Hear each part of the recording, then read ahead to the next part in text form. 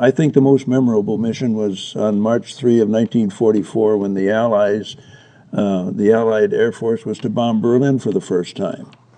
And so the briefings, when they rolled the screen on in the briefing room, and we all saw the blue line going to Berlin, it was, oh my goodness, what are we going to be doing now? But the weather was absolutely horrible that day. And we dispatched our airplanes, probably, I think, 48 airplanes, which was the usual complement, and maybe a couple of spares, and these were P-38s. And we were to pick up our escort duties with the B-17 and B-24 bombers also going to Berlin. But because the weather was so bad, all of the fighter groups and the bomber groups were recalled. And the 55th missed the recall for some reason or other. And so 16 of us, and some reports say 22 airplanes, finally made it to Berlin.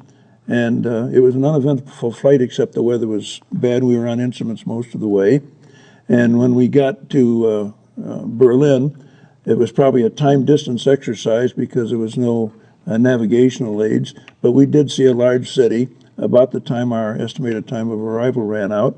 And other than some flak activity over the big city, I did not see any enemy fighters. There were a couple reported in the area, but I did not encounter them. So we turned around and started back to England.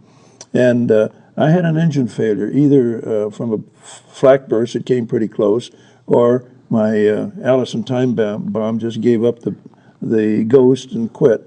So I was down to operating on one engine and back through all that bad weather.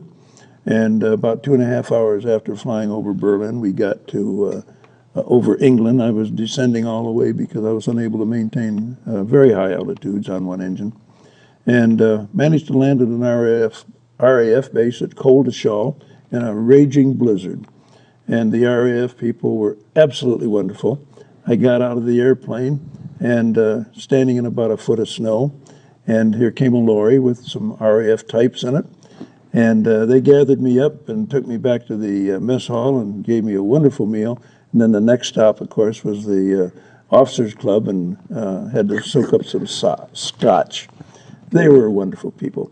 A couple days later, the weather cleared enough that I was transported in light aircraft down to my base, and maintenance crews came in and replaced the engine in my airplane. And I ultimately got that P-38 back to fly additional missions.